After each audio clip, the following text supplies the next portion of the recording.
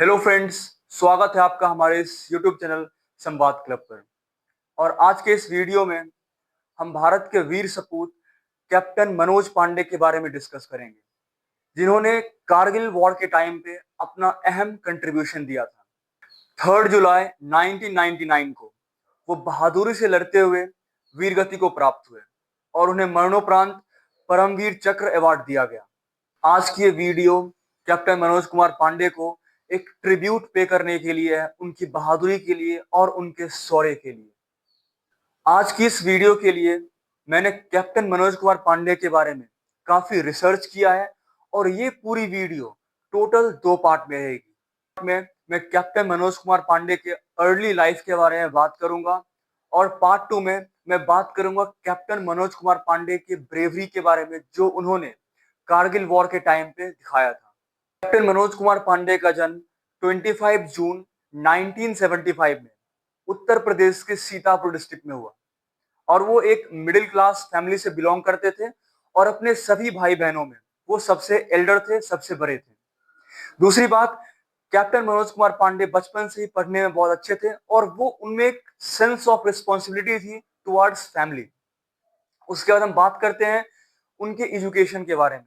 तो उन्होंने अपनी एजुकेशन सैनिक स्कूल से कंप्लीट की अप टू क्लास 12th और देन वो नेशनल डिफेंस एकेडमी में गए ट्रेनिंग के लिए फॉर 3 इयर्स और उसके बाद वो आईएमए में गए फॉर ट्रेनिंग फॉर 1 ईयर और उसके बाद उनकी कमिश्निंग होती है 1st battalion of Gorkha rifle में, और जो कि अभी जिसकी नाम चेंज करके 11th गोरखा राइफल कर दी गई है। अब हम बात करते हैं कुछ इंसिडेंट के बारे में जो कि गोरखा राइफल्स के ट्रेनिंग के दौरान उनके साथ हुई।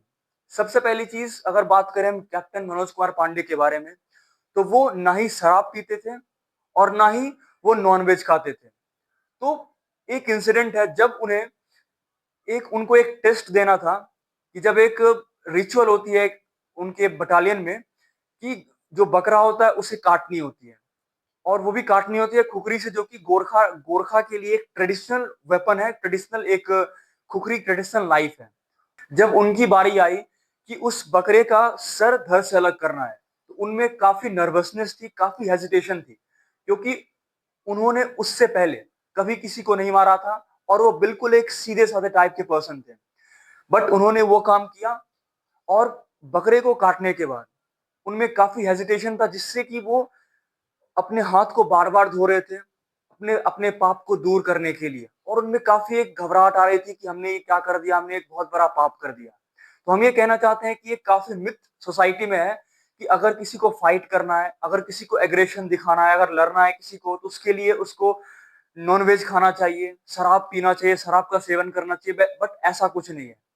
कैप्टन मनोज कुमार पांडे से हमें ये सीखने को मिलता है, अगर हमें ब्रेव बनना है, ब्रेवरी अंदर से आती है, ना कि नॉनवेज खा करके या फिर शराब पी करके। अब हम आते हैं दूसरे पार्ट, कारगिल वॉर पर।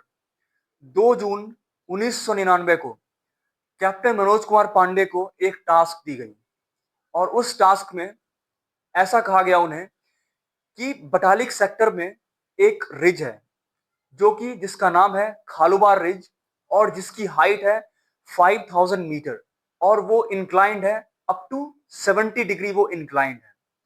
और उस टास्क के अकॉर्डिंग उन्हें करना यह था कि रात के टाइम पे बिल्कुल डार्कनेस में बिना डिटेक्टेड उस रिज पे जाना था उन्हें, रिज पे पूरी टीम के साथ जाना था और एनिमी बंकर्स को, पाकिस्तानी बंकर्स को कंप्लीटली न्यूट्रलाइज करना था और वहां से वापस उन्हें आना था। ये पूरी टास्क उन्हें दी गई थी। ऑर्डर्स मिलते ही कैप्टन मनोज कुमार पांडे ने अपनी पूरी टीम तैयार की, जो भी वेपन्स की रिक्वायरमेंट थी या फिर बैग्स, फूड की जो रिक्वायरमेंट थी, फूड वाटर बोटल्स, जो भी रिक्वायरमेंट्स थी वो सभी उन्होंने अरेंज की। उसके बाद वो अपनी टीम को गैदर करके उस रिज पे चढ़ने की तैयारी में जुट गए।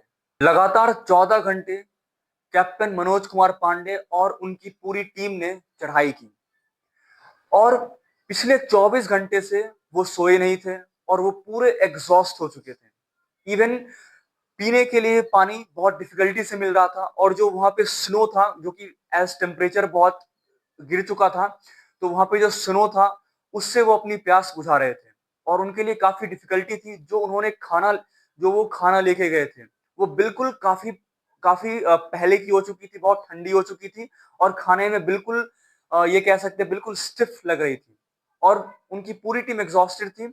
बट वो अपनी टीम को कंटिन्यूअसली मोटिवेट कर रहे थे जिससे कि रिज पे चढ़ना है और एनिमी को न्यूट्रलाइज करना है। कैप्टन मनोज कुमार पांडे के पास उस टाइम पे इंसास राइफल थी और इंसास राइफल की एक डिमेरिट ये थी कि वो काफी अगर टेम्परेचर डाउन होता था तो उस टाइम पे राइफल जैम हो जाती थी और वो फायर नहीं कर पाती थी। तो इससे बचाने के लिए कैप्टन मनोज कुमार पांडे ने ये किया कि उनके पास मल्टीपल सॉक्स थे, 1 और 2 पेयर सॉक्स थे, एक्स्ट्रा 1 पेयर सॉक्स थे। तो उन्होंने उस सॉक्स को उस राइफल में प्रॉपरली लपेट दिया जिससे कि राइफल में एक proper heat up rifle proper heat up रहे और जिससे कि राइफल जैम नहीं हो, क्योंकि अगर राइफल जैम होता है फायरिंग के टाइम पे तो ये बहुत जानलेवा हो सकता है और ये बहुत ही डिफिकल्टी उनके लिए क्रिएट कर सकता है।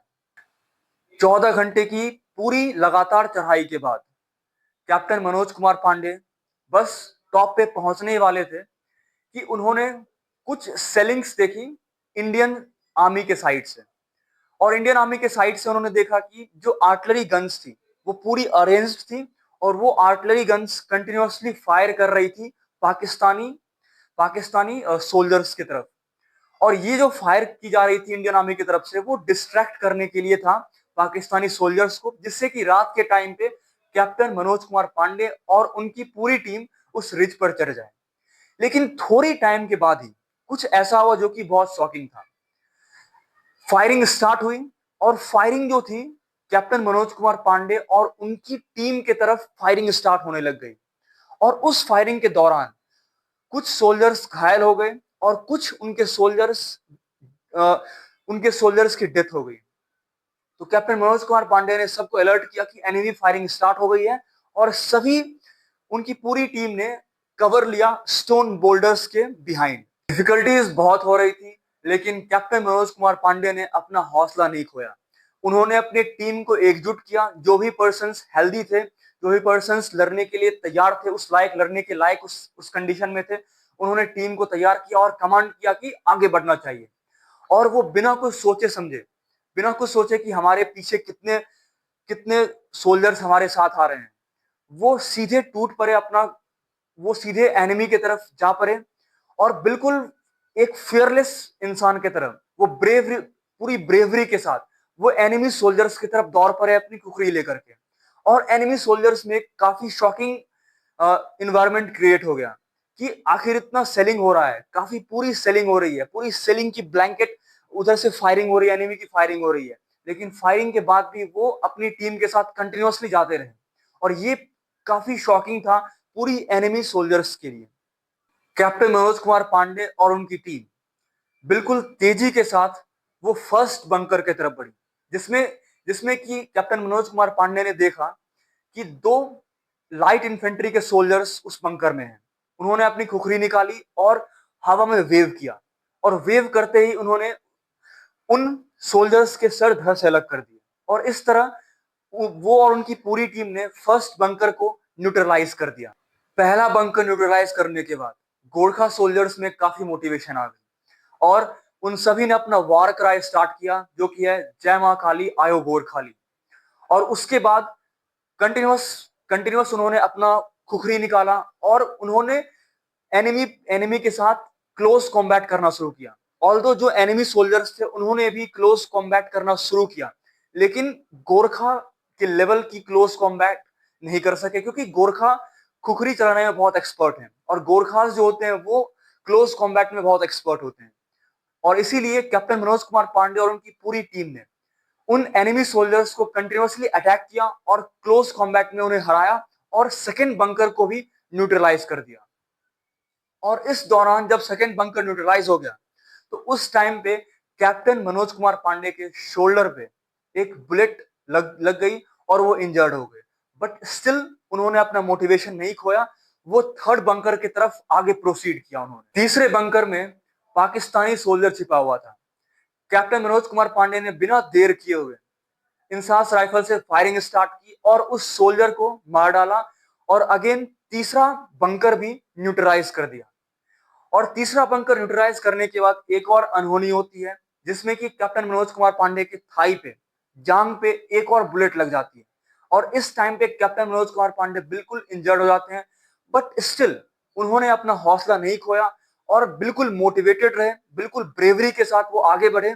फोर्थ बंकर उनके पास, उनके सामने था। ग्रेनेड उन्होंने अपना ग्रेनेड निकाला और लॉब किया फोर्थ बंकर में, और ऐसे ही फोर्थ बंकर भी न्यूट्रलाइज हो गया। वो पूरा फोर्थ बंकर ब्लास्ट हो चुका था। कैप्टन मनोज कुमार पांडे ने गुस्से में कहा, ना छोड़नू। इसका मतलब होता है कि एनिमी को नहीं छोड़ना है। उन्होंने गोरखाली भाषा में कही ये बात, और उसके कुछ टाइम बाद ही मनोज कुमार पांडे बहुत ब्रेवरी से लड़ रहे थे। लेकिन ऑल्दो एनिमी की फायर कंटिन्यूअसली हो रही थी, तो अगली फायर कैप्टन मनोज कुमार पांडे के डायरेक्ट फोरहेड पे जाके लगी।